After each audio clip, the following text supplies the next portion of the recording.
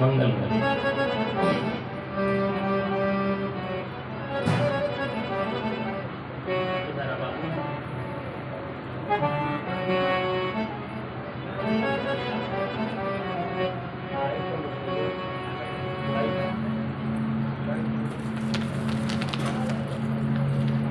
सभी लोग अपने अपने स्थान पर प्रेम से विराजमान हों। भगवान भोलेनाथ जी के विवाह के लिए स्वयं भगवान आज मध्यस्थता कर रहे हैं। कथा पे ध्यान दीजिए। परमपिता परमात्मा श्री राम जिन्होंने अपनी सृष्टि में करोड़ों शंकर उत्पन्न कर दिए, वो राम देखें आप, राम कोई साधारण देवता नहीं है। राम जी को देवता कभी मत समझना, ये गलती मत कर देना। राम जी देवों से भी ऊपर है, ठीक है ना। ये देवता है मिनिस्टर, राम जी है प्राइम मिनिस्टर। क्यों भाई? राम जी जिसको चाहे मिनिस्टर बना दे, जिसको चाहे सस्पेंड कर दे, जिसको चाहे नियुक्त कर दे, वो है राम सत्ता, सुप्रीम पावर ऑफ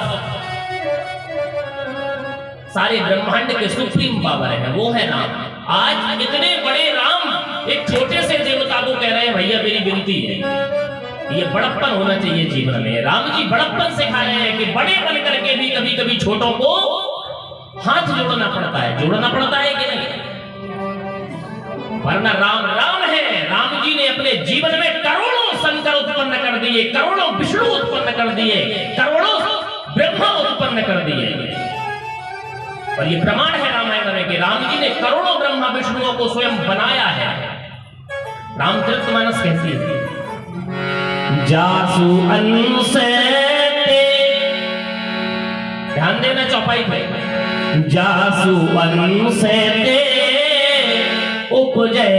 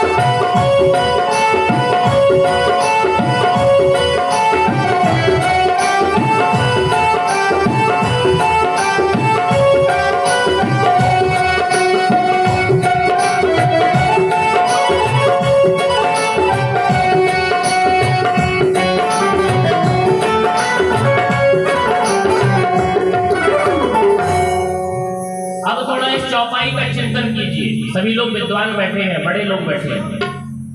जासु अंश, जासु माने जिसके, जासु माने जिसके, अर्थ है चौपाई का। अंश माने एक छोटा सा पॉइंट। जैसे हमारे 4 बेटे, तो समाज क्या कहेगा? ये फलाने व्यक्ति का अंश है कि नहीं है? ऐसे ही जिसके अंश मात्र से उपजय माने उत्पन्न हो जाए, नाना माने अगणित, कोई गिनती नहीं। कौन पैदा हो जाए? बोले शंभु, शंभु माने शंकर जी पैदा हो सकते हैं, विरंची माने ब्रह्मा पैदा हो सकते हैं, विष्णु, विष्णु नारायण पैदा हो सकते हैं। वो है राम, जिनके अंश से नाना ब्रह्मा विष्णु जब चाहे उत्पन्न हो जाए। इसलिए Ram is not simple man, Ram is not ordinary man. Ram साधारण पुरुष नहीं है। राम को लोग मानते हैं वो तो इंसान थे, इंसान थे। ये राम जी की भगवत्ता है, ये राम जी का बड़प्पन है। याद रखना, कभी भूल मत कर देना राम जी को साधारण मानने की। व्यक्ति तब साधारण होता है अपने जीवन से घटा लो, अपने परिवार से घटा लो, अपने समाज से घटा लो। व्यक्ति आपके लिए बिल्कुल साधारण बन जाएगा, बिल्कुल इजी हो जाएगा तब जब आप उसका मान सम्मान और प्रेम इज्जत देते रहेंगे, तो जब चाहो तब अवेलेबल रहेगा। ऐसे ही जब राम जी को तुम सम्मान दोगे, राम जी को प्रेम दोगे, राम जी की इज्जत समझोगे, तो राम जी हमेशा तुम्हारे जीवन में रहेंगे। और जिस दिन तुमने राम जी से अपने आप को ऊंचा मान लिया, उस दिन राम तुम्हारे जीवन से चले जाएंगे। फिर राम तुम्हें साधारण रूप से मिलने वाले नहीं है। आज क्या कारण है कि राम शंकर जी के सामने हाथ जोड़ रहे हैं, इतने बड़े राम? विचार करें जरा। हमारे समाज में एक कहावत है, हमारे परिवेश में हम लोग मित्र मंडली में आपस में जब बातें करते हैं सामाजिक व्यवहार में, तो यही कहते हैं, भैया प्रेम से आप मुझे जूता मार लो, यही कहते हैं ना। प्रेम से कोई मुझे 4 गालियां भी दे दे तो बर्दाश्त है। तो कहने का मतलब ये वो राम जिनका चिंतन, जिनका मनन, जिनका ध्यान, जिनका स्मरण भगवान शंकर प्रतिपल करते हैं। इसलिए राम आज शंकर जी के सामने हाथ जोड़े हैं कि ये शंकर मुझे बहुत प्रेम करते हैं। ये शंकर जी का प्रेम ही है जो राम जी को झुका दिया। इसलिए प्रेम में वो ताकत है कि पत्थर भी पिघल सकते हैं। इसलिए माताओं, आज वो सुप्रीम पावर, वो परम सत्ता सच्चिदानंद राम शंकर जी के सामने हाथ जोड़ के विनती कर रहे हैं। अब विनती मम सुनहु शिव, जो मो पर निज ने।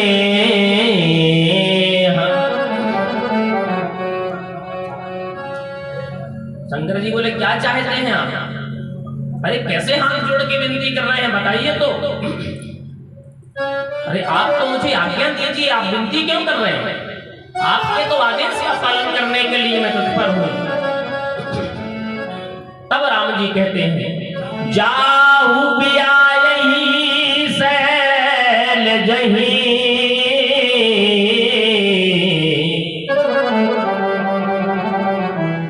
हे शंभु, हे शिव, यदि आप मुझे इतना मानते हैं तो फिर मेरी बात मानिए और जाइए और शैलजा से विवाह कीजिए। शैलजा मतलब पर्वत की पुत्री, पर्वत से उत्पन्न। शैल माने पर्वत, जा माने उत्पन्न। इसलिए शैल कौन? हिमालय। राजा हिमांचल की पुत्री पार्वती को ब्याह के लाई। जाए ब्याहु शैल जही, यह मोह मांगे। प्रॉमिस करिए, मुझे वचन दीजिए। शंकर जी तो इतने भोले भाले हैं कि वो तो हमारे आपके बातों में बन सकते हैं, तो भगवान की बात क्यों नहीं मानेंगे? हम प्रेम से भगवान शंकर को 1 लोटा जल चढ़ाएं और प्रभु हमारी समस्या का निवारण करो, तो भोलेनाथ जी करेंगे। जब हमारी समस्या का निवारण कर सकते हैं, हमारी बात मान सकते हैं, तो क्या भोलेनाथ जी भगवान की बात नहीं मानेंगे? सिरोधार कर ली आज्ञा, जो आपकी आज्ञा, मैं आपकी आज्ञा नहीं डालूंगा, आपकी आज्ञा का पालन होगा।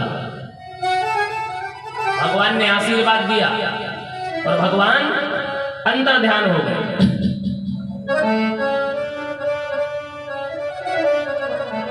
सप्तऋषियों को बुलाया, देखें सप्तऋषियों को बुलाया ब्रह्मा जी ने, मीटिंग हुई। सप्तऋषियों को कहा कि जाओ और राजा हिमांचल के यहां संदेश लेकर के आओ कि भोलेनाथ जी विवाह के लिए तैयार हैं, रिश्ता पक्का है, विवाह की तैयारियां की जाए। अब ऐसा थोड़ी है कि लड़के वाले के यहाँ तैयारी हो, लड़की वाले को पता ही ना हो, दोनों तरफ से तैयारियां होती हैं। हाँ? अच्छा, आप लोगों के यहाँ भी विवाह हुआ है? नहीं हुआ? सब लोग लव मैरिज करके आए हैं क्या? विवाह हुआ है तो ऐसे ऐसे करो ना, कोई बोला ही नहीं रहा तो हमको पता तो नहीं चल रहा है ना कि विवाह है कि सब ऐसे ही है, सब सटरम गटरम काम चल रहा है। हाँ? अरे विवाह हुआ है तो सबको विवाह की परंपरा पता है। इतनी बूढ़ी बूढ़ी मैया है, अगर मैं मंच से पूछ दूंगा तो जवाब नहीं दे पाऊंगी। अभी तो सर ऐसे ऐसे कर रही होगी, हाँ पता है। बता दीजिए विवाह की चौथी भांगरी में कौन सा वचन होता है? बता दे कोई।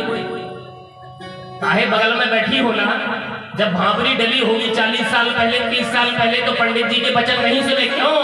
उस समय तो सपने संजो रही थी कि मैं यहाँ से जाऊंगी तो फिर ये होगा तो वो होगा।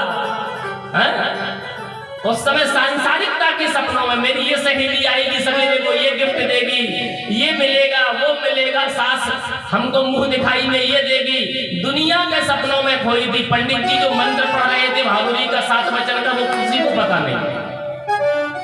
और आज के जमाने में आदरणीय वकील साहब पांडे जी, आज के जमाने में पंडितों की दशा खराब है। समाज ने पंडितों की दशा खराब कर दी, इसका जिम्मेदार समाज है। हिंदू समाज ही आज हमारे ब्राह्मणों को नीचा गिरा रहा है। और याद रखना, जिस समाज में ब्राह्मण का पतन होने लगे, जिस समाज में ब्राह्मण का स्तर गिरने लगे, जिस समाज में ब्राह्मणों को हीन भावना से देखा जाने लगे, उस समाज को बर्बाद होने से कोई रोक नहीं सकता। वो समाज एक ना एक दिन मिट्टी में मिल जाएगा, कोई माई का लाल उसको बचा नहीं सकता। जिस समाज में ब्राह्मण का सम्मान नहीं होगा, उठा करके किसी भी शास्त्र को देख लेना, किसी भी पुराण को देख लेना, हर पुराण में ब्राह्मणों की महिमा है। अगर धरती पर किसी को अपना कल्याण चाहिए तो ब्राह्मणों को सम्मान देना पड़ेगा, ब्राह्मणों के चरणों में झुकना पड़ेगा। जिन ब्राह्मणों के चरणों में परमात्मा झुका, हमारी और आपकी औकात क्या है? उन ब्राह्मणों को हम इग्नोर करते हैं, उन ब्राह्मणों को इग्नोर नहीं कर सकते। विप्र प्रसादाधरणी धरो हम। एक बार नारायण से, एक बार स्वयं भगवान से नारद जी ने पूछा, ऋषियों ने पूछा और देवताओं ने भी पूछा, बोले प्रभु आपको इतनी परम सत्ता प्राप्त कैसे हो गई? सारा ब्रह्मांड आपके अंडर में काम करता है, सारा ब्रह्मांड आपके डिसिप्लिन में काम करता है, आखिर आपको इतना सुपीरियर गॉड बना किसने दिया? कैसे आप इतनी ऊंचाई पर पहुंच गए? इसके अंदर राज क्या है? तो स्वयं भगवान कहते हैं, शास्त्र प्रमाण देता है, भगवान कहते हैं इसका कोई दूसरा कारण नहीं है, ये केवल ब्राह्मणों का आशीर्वाद मेरे ऊपर है, मैं ब्राह्मणों के आशीर्वाद से ये सृष्टि चलाता हूं। विप्र प्रसादाधरणी धरो हम। इस धरती का पालन पोषण में ब्राह्मणों के आशीर्वाद से, ब्राह्मणों की कृपा से करता हूं। तो इंद्र ने पूछा प्रभु आपको ये लक्ष्मी जैसी धर्मपत्नी मिल गई है तो हम लोगों को भी प्राप्त नहीं हुई? जो जगत जननी है, जिस लक्ष्मी के लिए सारा संसार परेशान है, वो लक्ष्मी आपको कैसे मिल गई? तो भगवान कहते हैं विप्र प्रसादा कमलावरोहम। ये जो मैंने लक्ष्मी का वर्ण किया, लक्ष्मी की प्राप्ति की, ये लक्ष्मी मेरी जीवन संगिनी बन के आई, इसमें भी ब्राह्मणों का आशीर्वाद है। लेकिन समस्या है, समस्या केवल ओबरा की समस्या नहीं है, ये पूरे भारत की समस्या हो गई। ये हर क्षेत्र की समस्या है। मैं हर जगह जाता हूँ, हर जगह यही देखता हूँ, किसी के भी शादी ब्याह में डीजे वालों को आगे किया जाएगा, पंडित जी को साइड में किया जाए। पंडित जी हटिए जरा, हमारा डांस खराब हो रहा है, हटिए हटिए, फोटो इनकी मत लो। ये कहां से पंडित खड़े हो जाते हैं बीच में? पंडित जी थोड़ा आप बैठ जाइए, पीछे बैठे। यही है ना पंडित जी? ऐसा ही हो रहा है आज। पंडित जी को आपने नियुक्त कर दिया, मेरे बेटे की शादी पढ़ना है, मेरे बेटे की भांगरी आपको पढ़ना है, परिक्रमा आपको पढ़ना है। पंडित जी आ गए बेचारे अपना पोथी पत्र लेके। ब्राह्मण बड़े सीधे होते हैं, आज उन्हीं ब्राह्मणों की सिधाई का लोग फायदा उठाते हैं। एक ब्राह्मण जो तुम्हारे मंडप को अपने मंत्रों के द्वारा आरोपित कराता है, मंडप आरोपण कौन कराता है? बोले ब्राह्मण। अगर ब्राह्मण मंत्रोच्चार नहीं करेगा, बताइए कौन आपका मंडप गड़वाएगा जाके? भावरी का समय आता है, अग्नि के जब 7 फेरे होते हैं मंडप के नीचे दूल्हा दुल्हन को, वो भी वेद मंत्रों का उच्चारण ब्राह्मण करता है, जिससे आप अपने बेटे और बहू के मंगल जीवन की कामना करते हैं कि हमारे बेटे बहू का दाम्पत्य जीवन सुखमय रहे, समृद्धमय रहे, शांतिमय रहे, ये कामना करते हैं। तो वही ब्राह्मण कहता है कि महाराज 11,000 रुपया दे दीजिए या 5100 दे। अरे पंडित जी, तुम पागल बना रहे हो क्या? अरे ये 500 रुपया पकड़ो, घर को जाओ आराम से। और फिर उनसे पूछा जाए सेठ जी से कि ये डीजे कितने में? बोले ये 50,000 हमने अभी 2 घंटे का दिया है। तुम नाचने गाने वालों को लाखों 50,000 रुपया दे सकते हो अपने बेटे के विवाह में। चिंगारी जो आग जलती है, जो फुलझड़ियां, आतिशबाजी जिसको कहते हैं, बम पटाखे फोड़े जाते हैं, 50,000 का ये आतिशबाजी आप 1 घंटे में धुआं उड़ा देते हो। और पंडित जी रात भर आपके वेद मंत्र पढ़ करके आपके बेटे और बहू के मंगल की कामना करता है कि तुम्हारा परिवार सुखी रहे, उसको तुम 1,000 रुपए देने में संकोच करते हो? अरे शर्म आनी चाहिए ऐसे समाज को। और जिस समाज में ब्राह्मणों का ऐसा अपमान होगा, मैं गारंटी से कहता हूं वो समाज कभी प्रगति नहीं कर सकता। जहां ब्राह्मणों का सम्मान नहीं होगा, वो समाज कभी भगवान की कृपा प्राप्त नहीं कर सकता। वहां ना कथा कराना लाजमी है, ना वहां भगवत चर्चा करना लाजमी है, जहां ब्राह्मणों का और संतों का सम्मान ना हो। इसलिए याद रखना, डीजे बजे ना बजे, आतिशबाजी मचे ना मचे, धूम धड़ाका मचे ना मचे, लेकिन ब्राह्मण को जब भी घर पे बुलाओ, ब्राह्मण को किसी भी कार्यक्रम में बुलाओ, हमेशा ब्राह्मण को सकुशल ससम्मान विदा कर करके, प्रसन्न होकर के उसको विदा करना पड़ेगा। यही भगवान की कृपा है, तभी भगवान कृपा करेंगे। उठा के कोई भी शास्त्र पढ़ लेना।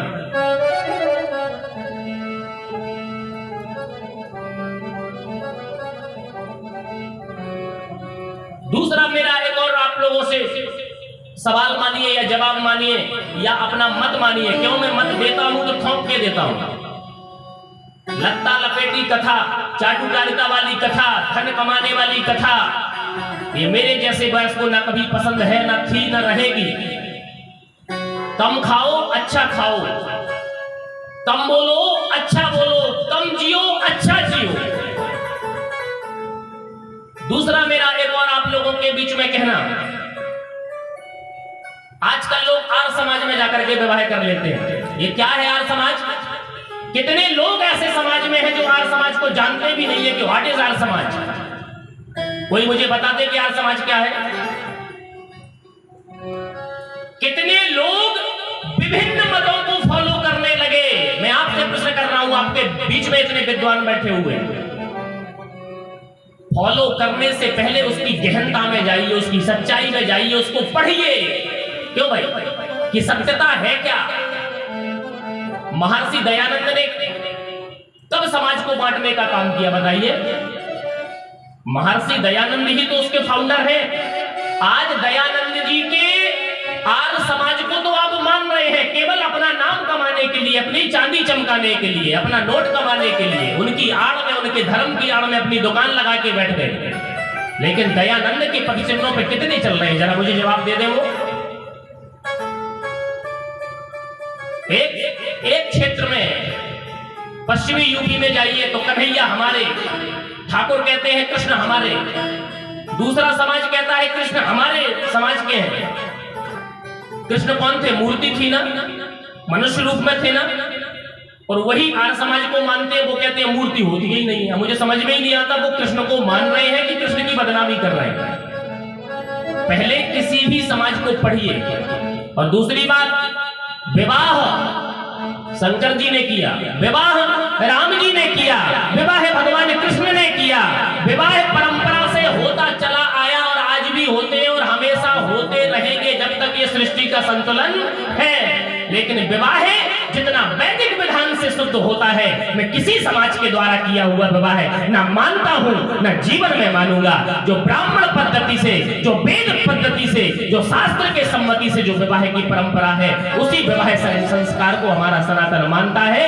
ऐसे जाकर के लिख करके, दस्तखत करके और गवाही दे करके होने वाले विवाह ना कभी सफल हुए, ना होने वाले होंगे। याद रखिएगा ये बात।